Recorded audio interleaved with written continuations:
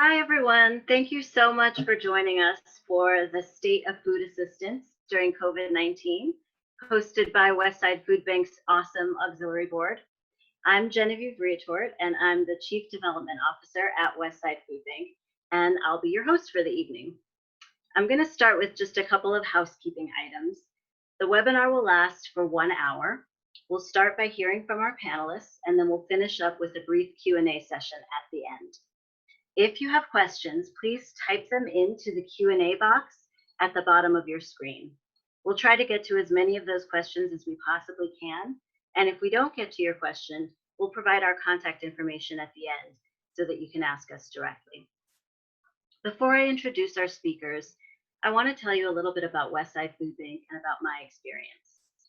Westside Food Bank is the food bank warehouse hub for about 55 agencies on the west side of Los Angeles County. We provide food to our member agencies, and then they provide it to a whole host of people, including low-income individuals and families, unemployed and working poor people, food insecure college students, frail seniors and those on fixed incomes, also women and children living in domestic violence shelters, people who are experiencing homelessness or living in temporary or permanent supportive housing, people who are facing mental illness, chronic illness, and other disabilities. And we also serve veterans. And now we're serving a whole host of new people who are newly in need because of the COVID-19 crisis. Every year, Westside Food Bank distributes almost 5 million pounds of food, and it reaches a whole lot of people, and it turns out to be about 108,000 people every year, although this year that's likely to go up quite a bit. Because of the high cost of housing in our service area, I'm sure all of you know all about that, our food is really a homelessness prevention service where we can help families that are struggling and at risk of becoming homeless by providing food so that they don't have to make a choice between paying for rent or paying for food if they can't afford both. And our food also supports our member agencies because we subsidize the food so that whatever money they can raise themselves, they're able to devote to the kinds of programs that actually help people get out of poverty and become more self-sufficient. And I think, right now we're all really experiencing a little bit of what it's like to not be sure about when we're going to have our food and how much food we're going to have and, whether we're going to have toilet paper. And I really want to share a little bit about my own personal experience because I know what it's like to be on both sides of the food assistance network. There was a time when I was a young mom and I had 2 small children and another one on the way, and I ended up going through a divorce, and I wasn't working and I didn't know what I was going to do, and I ended up having to stay with friends, and it was a really scary feeling to be terrified about not knowing how I was going to have enough food to feed my kids. And then when I learned that there was a social service safety net there, that there were agencies and resources that I could turn to and get food assistance, it was the most incredible sense of relief. I mean, there's nothing more terrifying than having empty cupboards and not knowing what you're going to do or how you're going to feed your kids. And so now I get to work for an organization that helps other people who are in that situation that I was in. And I get to help people have that experience of incredible relief about knowing, okay, at least I have food. I can handle everything else if I know I have enough to eat and my kids are going to have enough to eat. And so this work is really meaningful for me, and I know it's really meaningful for all of our panelists and all of the staff at Westside Food Bank. So I just wanted to share a little bit about my story and let you know that we're all in this together. Hunger can happen to anyone. Food insecurity can happen to anyone. And especially now, there's so many people who are food insecure for the first time. And there's nothing wrong with that. That's just how it is, and we're here to help. So that's about me. I want to talk a little bit about our panelists. They come from a wide range of experiences, but we're all working together to keep our community food insecure. So first we have Jocelyn Court, who's an active volunteer, and she serves on the board of the Westside Coalition on Housing, Hunger, and Health. She's the outreach coordinator for the parish of St. Matthew in Pacific Palisades, and she serves on Westside Food Bank's board. And we're thrilled to have you. Thank you, Jocelyn. Thank you. Next, we have Ariella Spector, who is the Vocational Operations Program Manager for Step Up on Second. which is one of Westside Food Bank's member agencies. Ariella is also a member of Westside Food Bank's Auxiliary Board, a dynamic group of emerging leaders, and the group that organized today's event. So thank you, Ariella. Thank you, Auxiliary Board. And finally, we're joined by Jordan Lacetti, who is the National Sales Director for McLean Global, an international company that manufactures and distributes food and manages supply chain logistics for large food retailers, as well as for food banks around the country. So welcome, panelists. I'd like to start by having each of you tell us a little bit about your organizations and your roles in just about 2 sentences. We'll keep it quick because we'll get into more details later. So Jordan, let's start with you. Tell us about yourself and your company.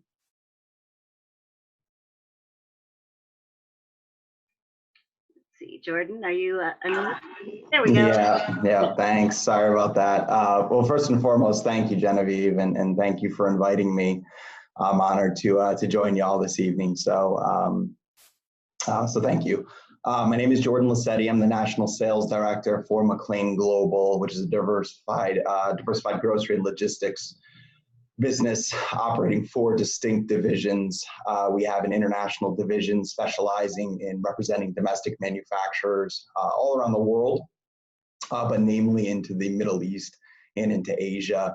We have our U.S. sales and manufacturing division working with both retailers as well as food service suppliers all across the country. Retailers ranging really anywhere from small independent grocers to your large regional retailers, all the way up to your largest national retailers.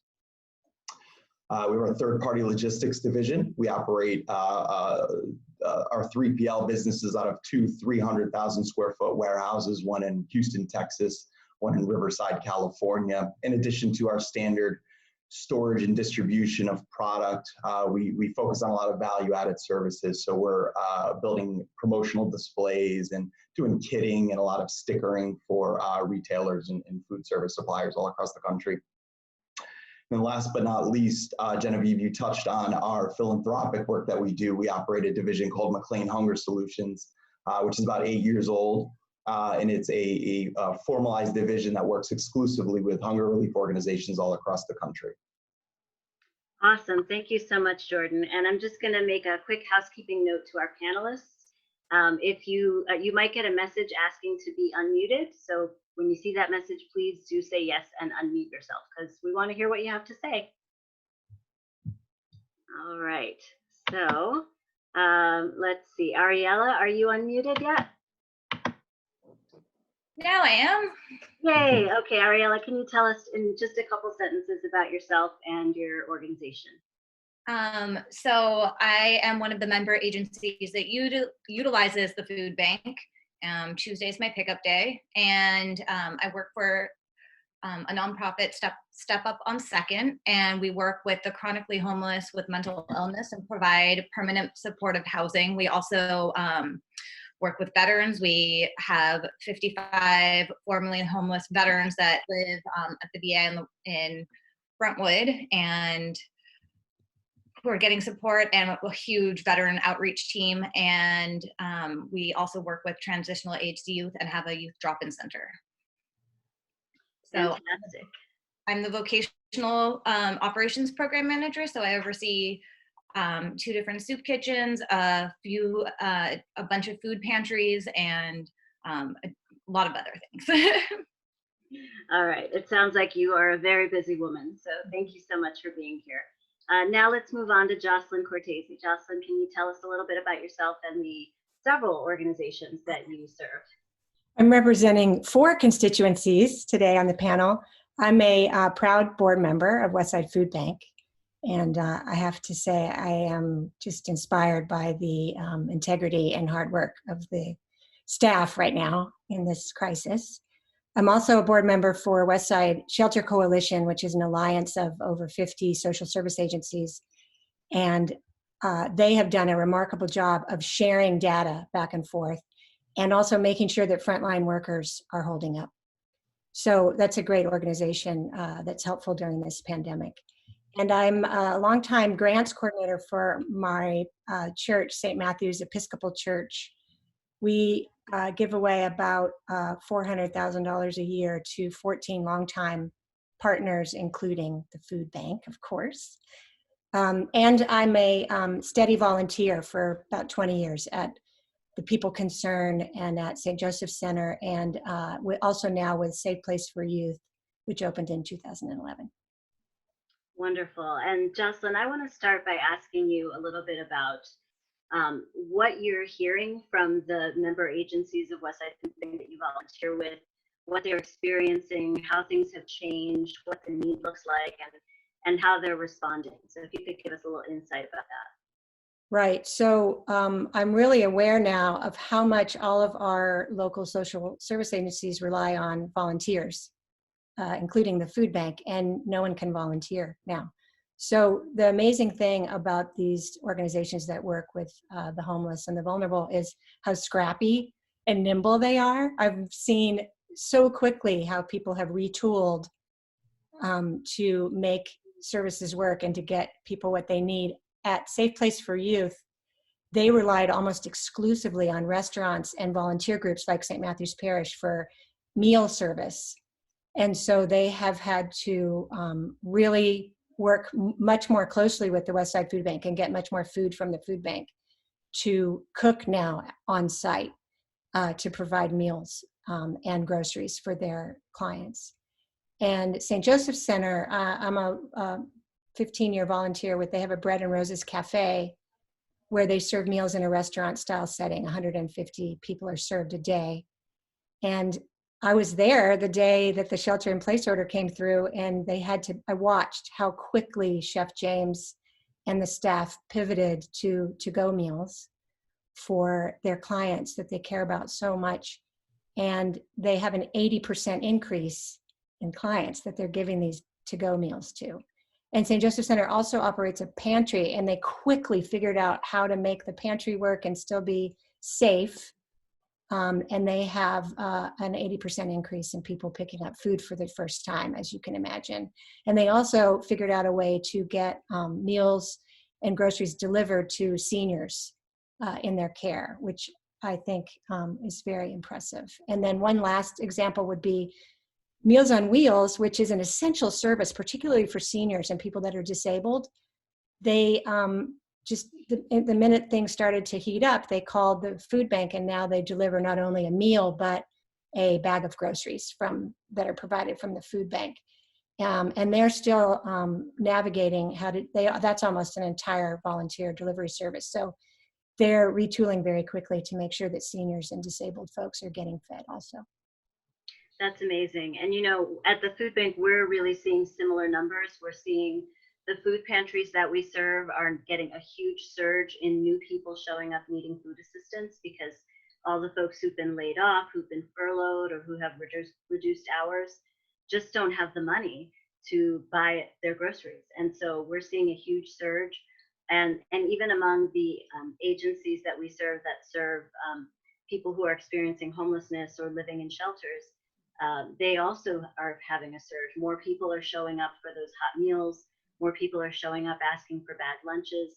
And the people that are living in the shelters who have kitchens also need groceries. So the surge is really huge. And, Westside Food Bank is being called upon to provide more food. We've stepped up our purchasing. We're now getting food out of our warehouse faster than ever before. We're buying truckloads of food from the wholesale market, and all of that food is just immediately going out. And we're also experiencing the loss of volunteers, partially because it's just not safe for volunteers to come in. We want to protect our staff from the public, but also we have limited space capacity. So we have to make sure that we're keeping people 6 feet apart. We've had to completely change the way that we give food to agencies. They can't come in and shop anymore. We have to pre-pack orders. So it's been a big change, and I'm really impressed with our staff, but also the staff of our member agencies who have so quickly pivoted. So thank you so much for sharing those insights, because we're seeing this huge increase. And so that really makes me want to ask a question of Jordan, because you're in the global food supply chain, and we're all worried, not just us as the food bank and the nonprofit agencies trying to make sure that people in need get food, but I'm sure a lot of our listeners at home are wondering, is there going to be food on my supermarket shelf for the next few weeks? What does this look like? Am I going to have toilet paper? That's probably the less pressing question, but can you, Jordan, share a little bit with us about the food supply, what that's looking like, how manufacturers are pivoting, and what your company is doing to make sure that our grocery stores and food banks stay stocked? Yeah, absolutely. Well, the good news is, as Jocelyn mentioned, the agility and the way we're seeing a lot of people respond to this situation has been really encouraging. Retailers, I mean, they obviously when this occurred about a month ago, when it really we had that initial onslaught of a run on groceries, and grocers were hit very hard and shelves were wiped out. Took them a little while to rebound. However, it is absolutely apparent that they've made a lot of changes to continue the flow of product to get it on the shelf. So some of the things that they're doing are, grocers are, the nature of their business is they will contract, they'll source with vendors large quantities of product, and they stay very loyal to those suppliers. And this is forcing them to get outside of the box. It's forcing them to find new suppliers, both domestically and internationally, to keep their shelves filled. They're also shopping different brands. I mean, we all go to our favorite grocery stores, take a look at Walmart. They have their great value labels. If they can't get their canned vegetables and canned fruit in their great value label, they're going to take a different label and put it on their shelf. So that type of product and that brand equity is less important now than it has been to retailers in the past. So other things they're doing is they're looking for different products. I mean, the buyers are looking for different products. If you take a look at yeast, you take a look at flour, the consumption of yeast and flour up year over year. Yeast is 450% increase year over year. Flour is 155% at the end of March.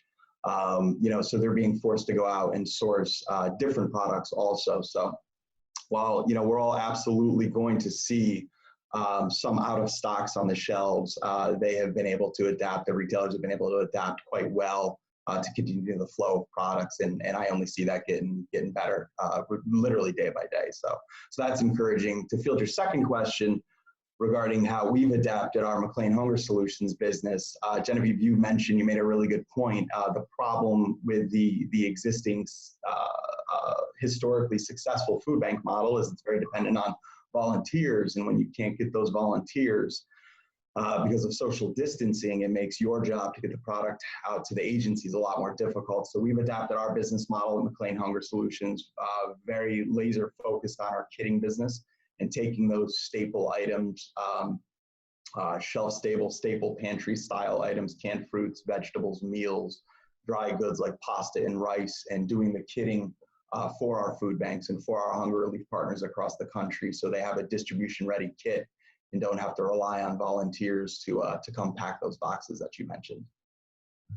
Yeah, that's a really key thing. And I know that Westside Food Bank, through our partnership with the California Association of Food Banks, has actually benefited from some of those kits that your company has made. And so we are very much hoping to get more of those.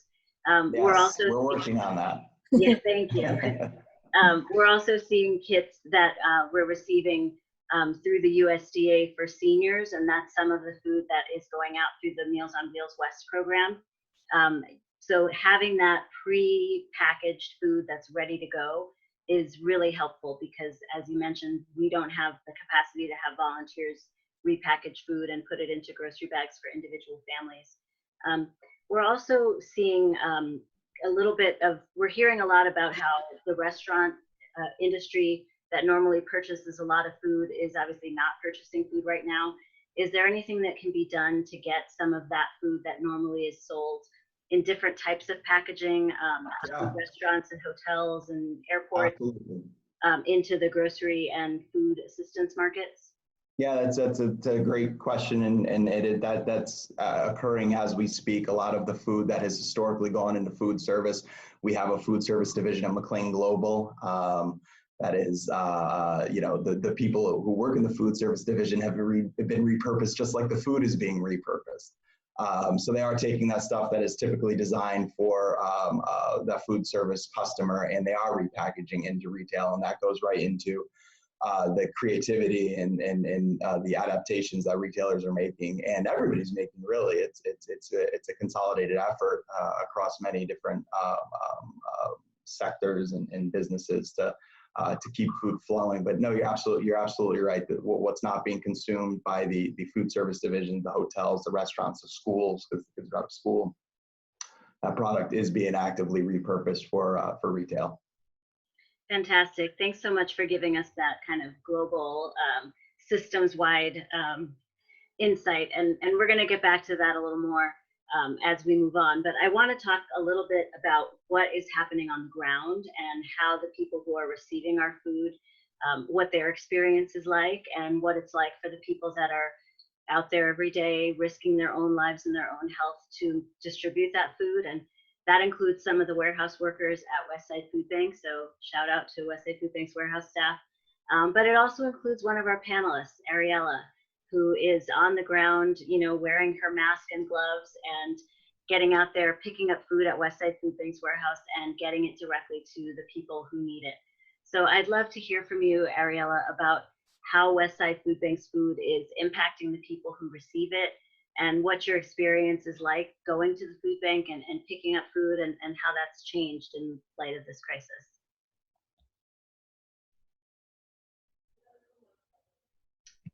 So Ariella, are you with us? Hi, now I can speak.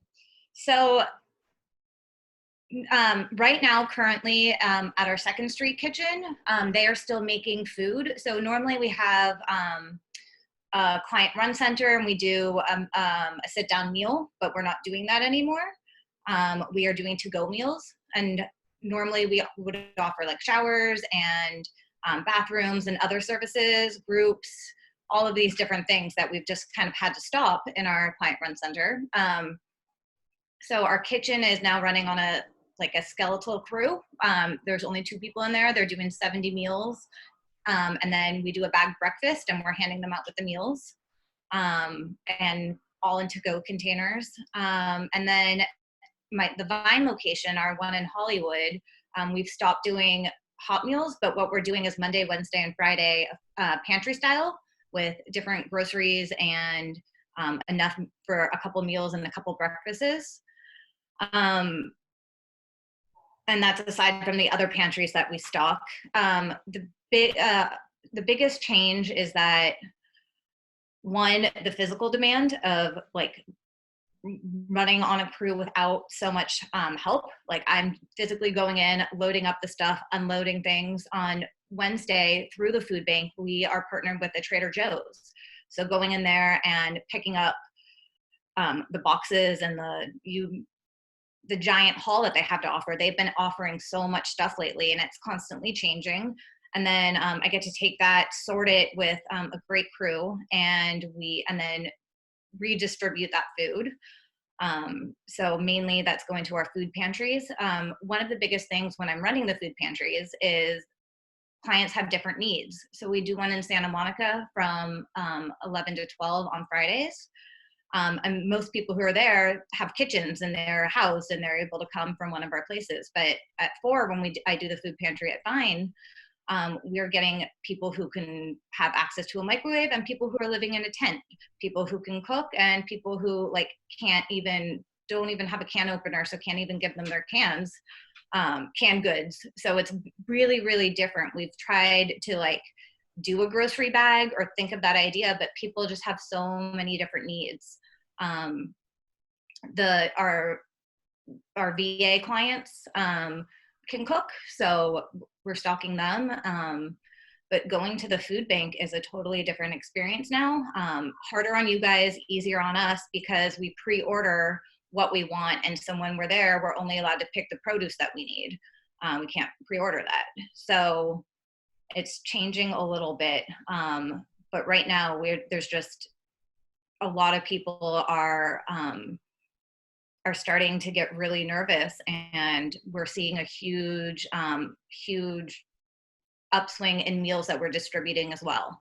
So a lot more people are coming, and a lot more people are kind of worried. And by the way, I don't think I mentioned this, but our vocational program and all of these workers and wonderful people who I have helping me, they're all clients. There are who are getting supported job experience. And so the people working in the kitchen, we just had a wonderful promotion. The head chef there, who was a client who was getting work support, he was just now moved onto staff and is now turned into a job coach and doing a wonderful job. And he's the one who's creating the meals and coming up and running things, doing a wonderful job. Everybody is really like pitching in, but working long hours and doing a lot, but it's my absolute pleasure, loving doing it. Wow, thank you so much. And it's really inspiring to hear that even in the midst of a crisis, people are still getting promotions, learning valuable job skills, and hopefully, you know, learning some things that are going to help them succeed once all of this is over and you know, organizations and companies are hiring again. That's very encouraging to hear. And I'm glad to hear that your Westside Food Bank experience is a little bit easier on you. It's true, we really are trying to limit the amount of time that our agency representatives are spending in our warehouse. That's for their safety and for ours. And everybody has to wear a mask and gloves, and you know, they really can only come a few feet into the warehouse to shop for their produce. But all of the non-perishable food, as you mentioned, is pre-packed. And that is a big change for us, and it's especially challenging since we have limited volunteers. But you know, we're doing the best we can and getting as much food out as possible. I'm wondering, Ariella, if you have any stories from your clients, or if you can share a little bit about maybe what they're telling you or what they're specifically concerned about. I know that I think most of the clients that Step Up on Second are also managing the challenges of mental illness. So that's got to add another level of anxiety to the anxiety that we're all feeling in the midst of coronavirus. It's really tricky because a lot of people, the isolation's not good, and people are getting stir crazy. Some people also kind of are not really comprehending what's going on and the severity of it, so they're still trying to go out and about. I'm noticing this more in the Hollywood location. All the staff are doing a wonderful job to try to remind clients to stay inside and stay apart, but it's just kind of not the reality for everybody right now. And then there's people who are still on the streets. But what are trying to do is have caseworkers come out and come to the food pantries, and then they can distribute it to their clients.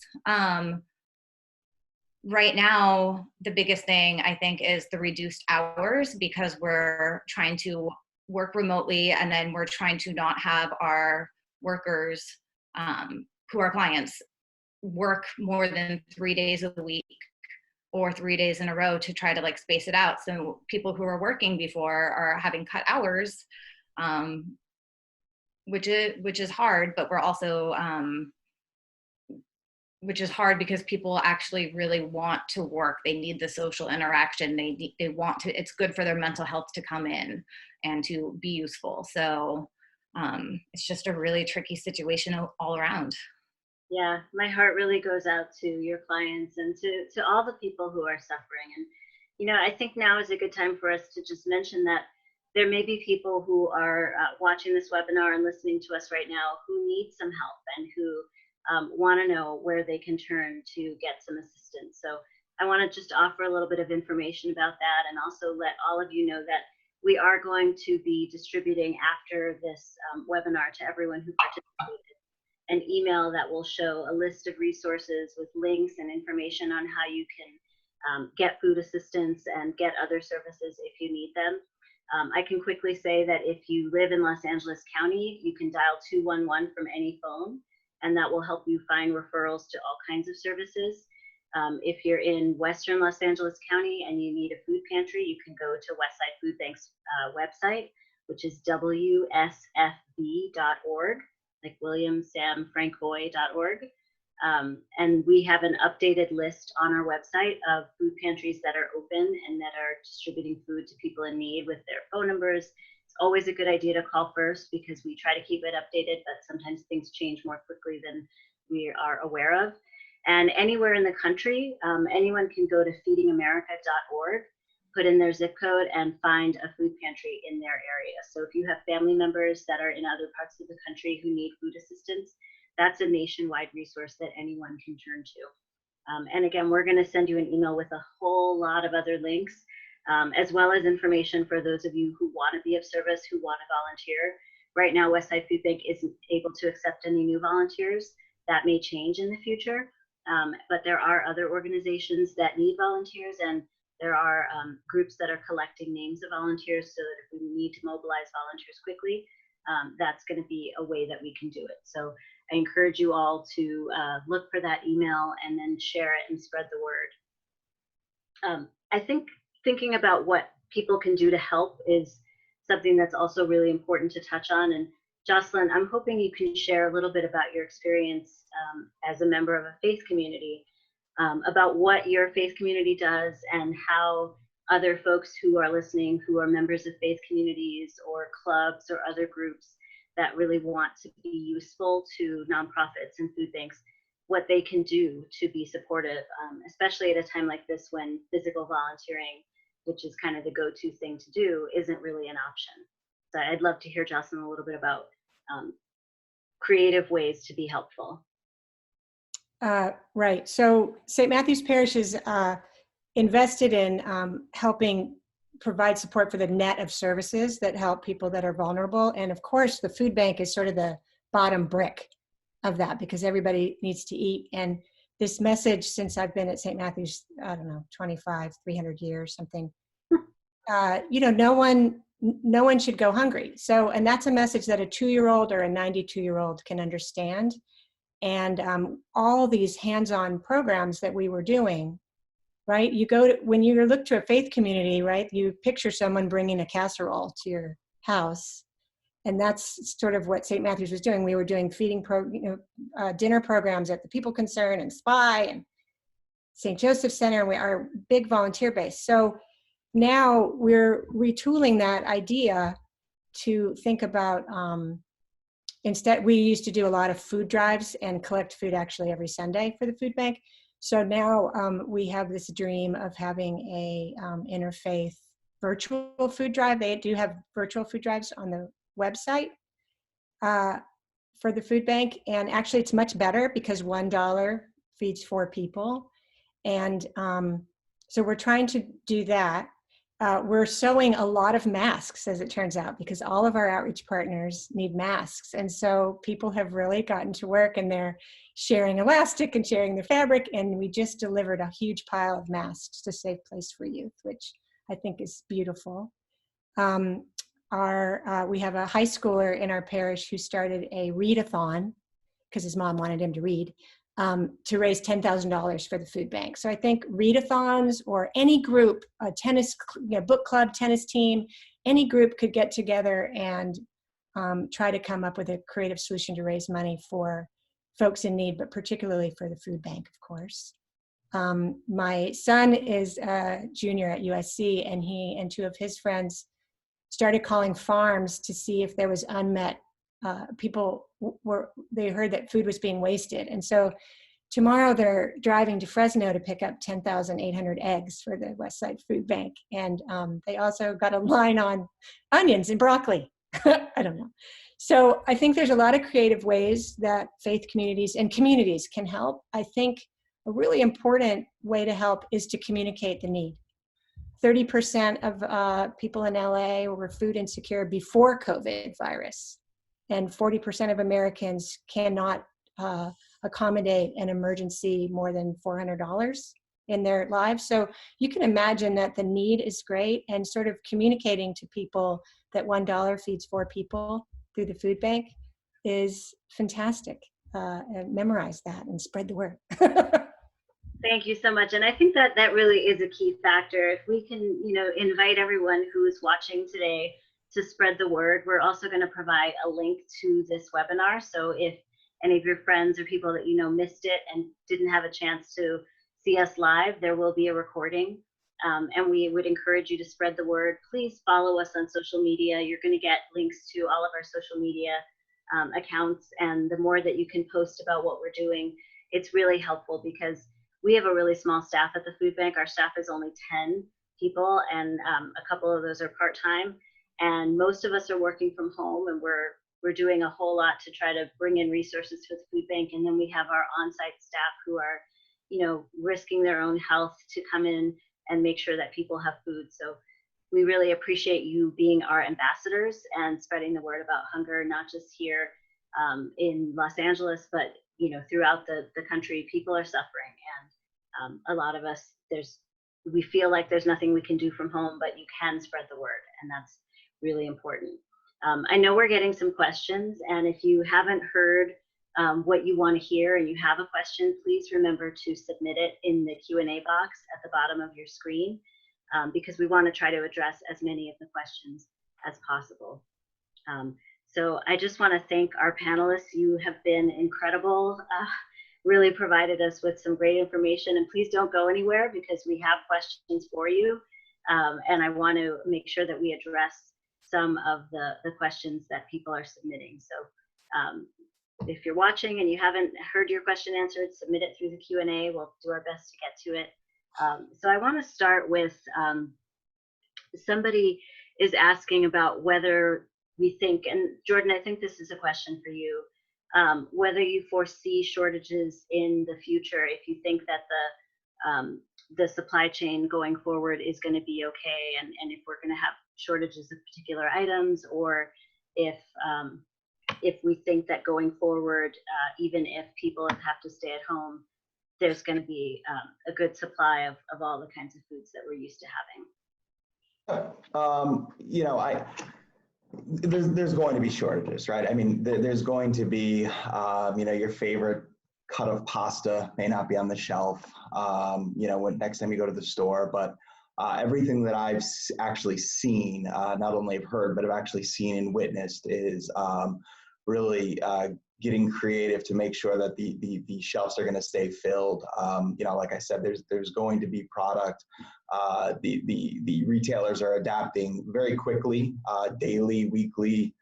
As time goes by, they're making decisions, and they're getting outside of their comfort zone and trying new things and doing new things and finding new sources to keep their shelves full. So I feel very optimistic that it's going to keep going in that direction. I think we're over the worst of it from the retail perspective.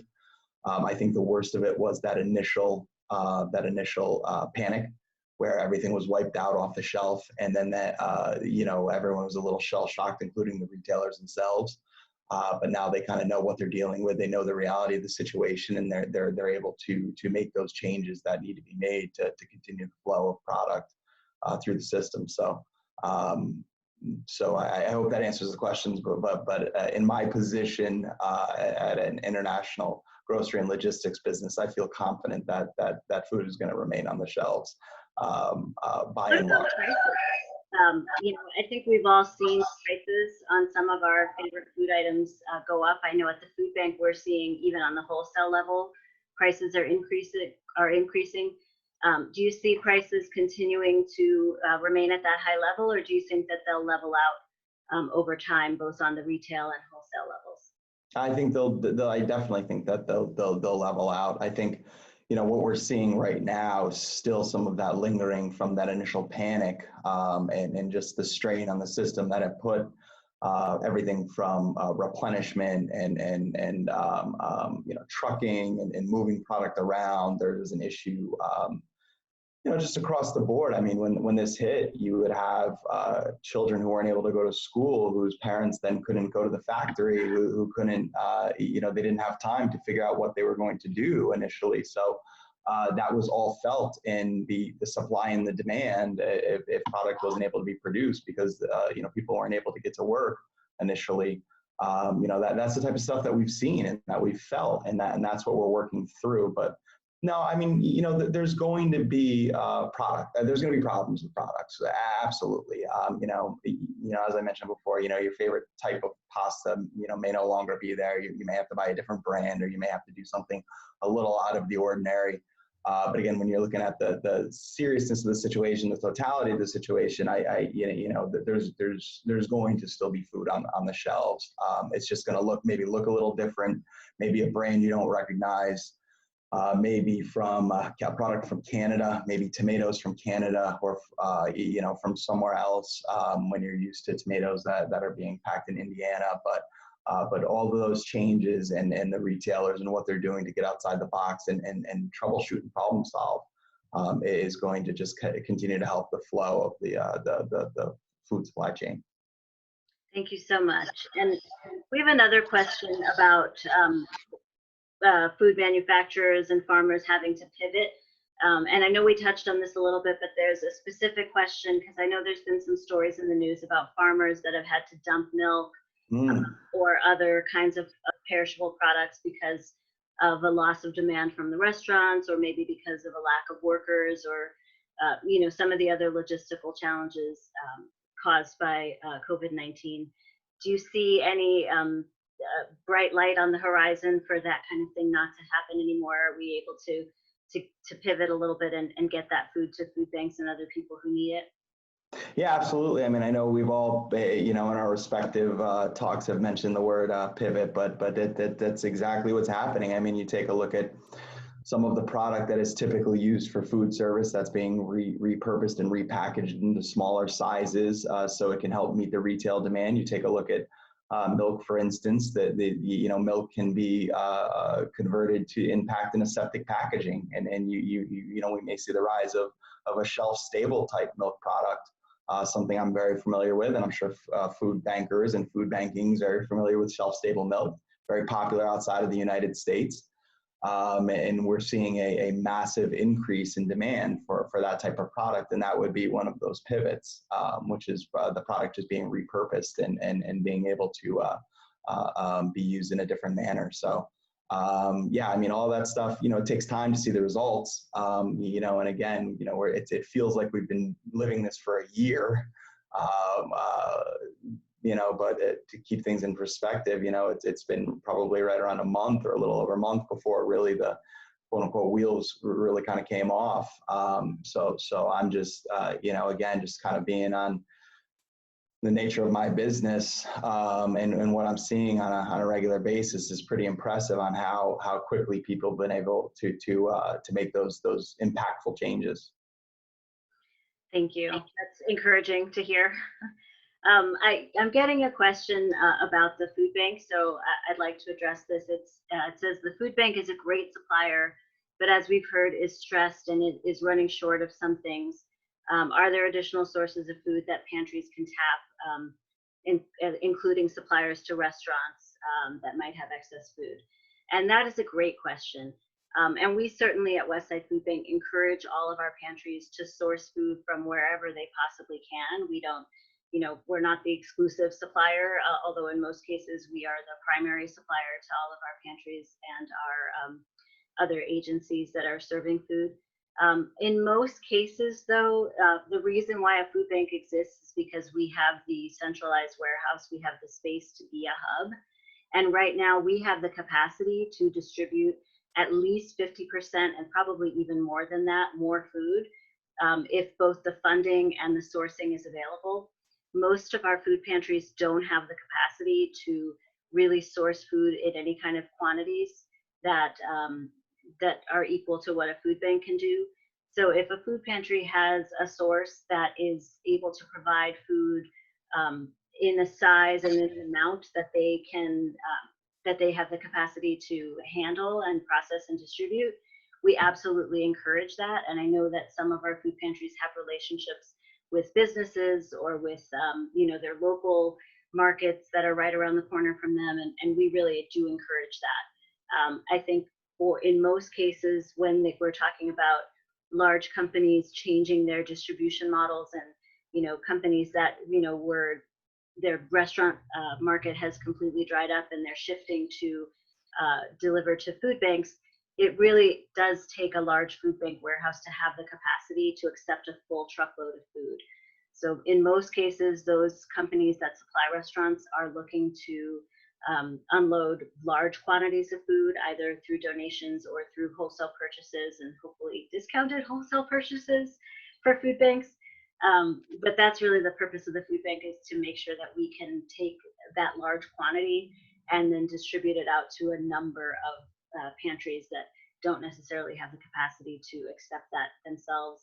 Also, a lot of our pantries are run exclusively by volunteers, and they don't necessarily have professional staff to answer the phone or to be on the computer and to develop those relationships with food suppliers.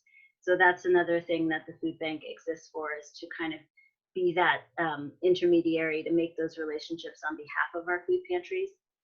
But we certainly encourage food pantries and other agencies to get food. If someone calls you up and says they've got food and you want it and you need it and you can get it to your people, absolutely say yes. But I will say that we've all been sharing resources. Westside Food Bank is a member of the California Association of Food Banks, and that's food banks across the state. And so even in normal times, we work together to, for example, share truckloads of food from farms that would otherwise be thrown away. So, you know, no one food bank can handle an entire truckload of just carrots, because they would go bad before anyone could give them away. But if that truck stops in 5 food banks as it makes its way down the state, then all of that food gets rescued and gets given out to people who need it. So now more than ever, we're cooperating through the California Association of Food Banks, through partnerships with the county, the city of Santa Monica. Westside Food Bank just helped the city of Santa Monica set up a food pantry at Virginia Avenue Park, and it's a pop-up, temporary, hopefully, food pantry that we are supplying food to.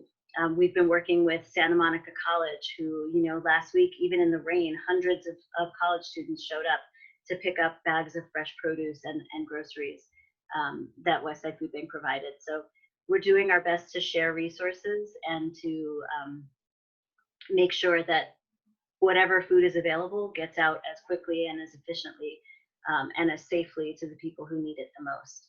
So I really appreciate that question and encourage you to, you know, let us know if you know about food suppliers, and trust that we will do our best to make sure that it gets to all of the pantries, big and small, that we serve. So I'm just looking at some more of these questions.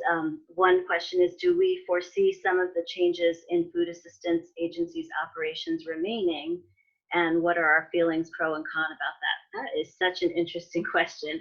I know I have some thoughts about that, but I'm going to throw that one out there to Ariella and ask you whether some of the things that you've had to do because of this emergency, you know, maybe when all is said and done, you may look back and say, you know what, some of this is good. Maybe we should adopt some of these changes as our new best practices. So Ariella, are you, I know you're kind of in the thick of it that it's probably hard to think about the big picture and 2 months or 3 months down the road, but is there anything that comes to mind that might be a new best practice that has come out of all of this?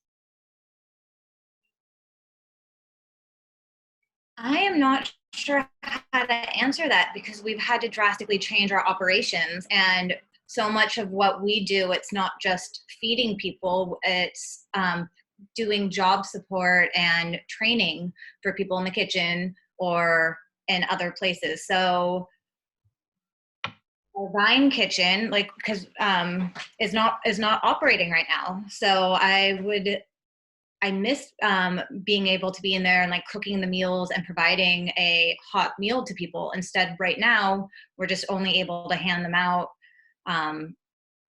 either pre-packaged or produce or eggs and bread and, you know, peanut butter and jelly. So it sounds like that at this point you kind of miss the way things used to be and are really looking forward to being able to get back to business as usual and having a better chance to interact with your clients. Yeah, there's that. I think the plus side, though, is that caseworkers now know that they can come to the food pantry. So I was doing another food pantry every Friday in Santa Monica. So maybe we'll start doing a food pantry at our Vine location, because we service a lot of people in the Hollywood area. We have a lot of people who work there. So maybe we can do a weekly food pantry where they can come on behalf of their clients. that would be like a wonderful thing I'd love to start seeing. I also we stock about, on a normal food bank day, I would go from anywhere from 3 to 5 locations stocking up. So maybe incorporating these boxes that you're now pre-kitting, the USDA boxes, and like maybe being able to drop some of those off at different locations would be something I would love to see. Yeah. Fantastic. Thank you for that feedback. And, you know, that brings up another question. I will say briefly that at the Westside Food Bank, we do think that we're going to turn around at the end of this and adopt some new best practices. We miss having more interaction with our agencies, but we're also learning that we can get food out a lot more quickly by doing the pre-packing and by focusing more on the large scale food purchases and donations. Westside Food Bank gets its food about 50-50, half of it is donated and half of it is purchased. And the most efficient way to move all of that food is really by focusing on the large scale. So, you know, we miss having lots of food drives and seeing people walk through our doors every day with bags of groceries. But the truth is that's not the most efficient way for us to operate. We are finding now that we are forced to get food out really quickly, that focusing on the large scale is much more efficient. And also that we can be efficient by pre-packing and saving the agency's time, giving them more time to go back to their own sites and do their work and distribute food. So we may adopt some of that. But I want to get back to the question of the USDA boxes, because you mentioned USDA boxes and we have a question here, and I can see you have a comment, so we'll get back to that. But you know, someone has asked if the USDA has relaxed any of their requirements for distributing food.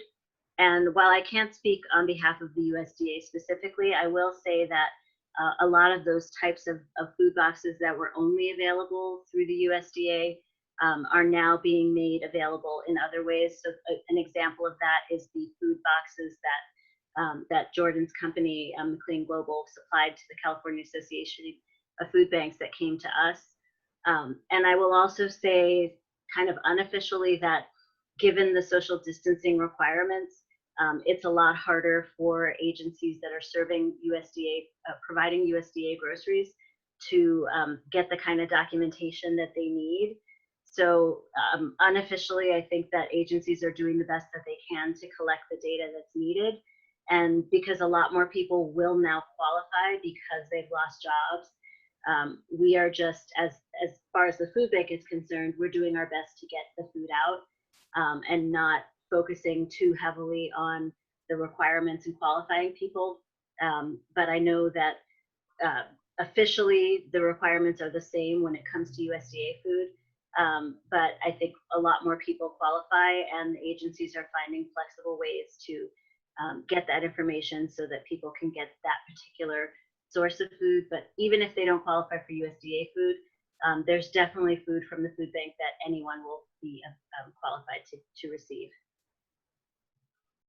So I just Eric, want you had something else to say? Yeah. So normally I would spend about an hour and a half at the food bank because I'm shopping for 3 to 5 different locations. I'm now in and out in like a half an hour, which, so it's like these new steps that you guys have done has really lightened the burden it takes a little bit more planning ahead because I have to pre-order a couple days in advance and trying to predict how people are going to be stocked and what you guys are going to have. But it's, I like how you guys have adapted to this process, and it's working really well for me, at least. That's great. That's really great feedback. Thank you. So we have another question. Are you continuing the Westside Food Bank's excellent distribution of fresh produce at the VA campus? And unfortunately, I have to say that we are not. We would like to resume that, but at the moment, we don't have permission from the Veterans Administration to do that food distribution. So our staff is working really hard to work with the VA and find out what it will take for us to get back on site so that we can continue. We still have lots of fresh produce that we want to give out. And that was a really great program. For those who are not aware, we were at the VA in West Los Angeles over there on Wilshire once a week, every Thursday, giving produce and other pantry staples out to between 150 and 200 veterans each week. So it's been about 3 or 4 weeks since we've been able to do that, and we really want to get back to it. So hopefully we will be able to do that soon, and we'll keep that information posted on our website once we're doing that distribution or any other new distributions in the future. But thank you for that question, and we really hope to get back to the VA as soon as possible.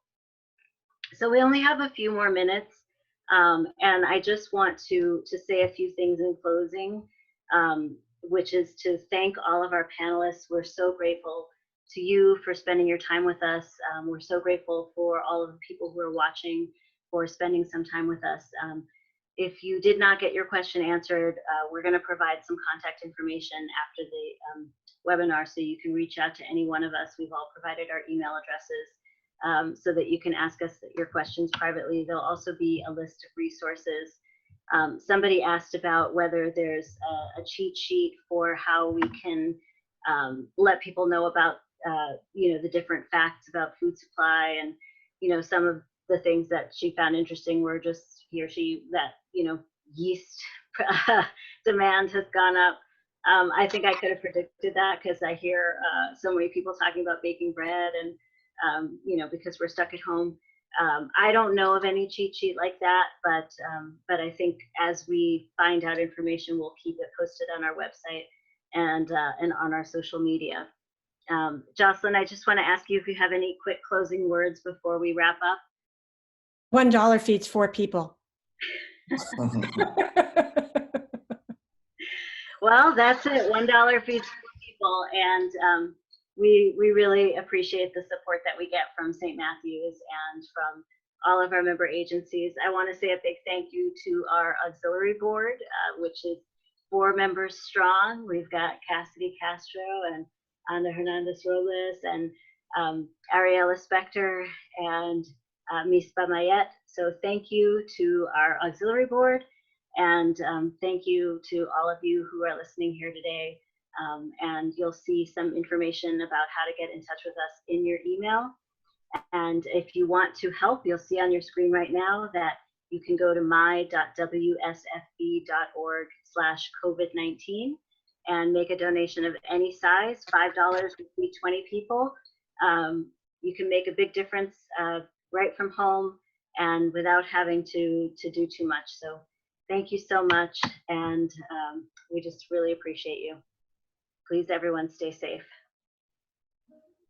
Thank you. Thanks. Bye. Bye, guys.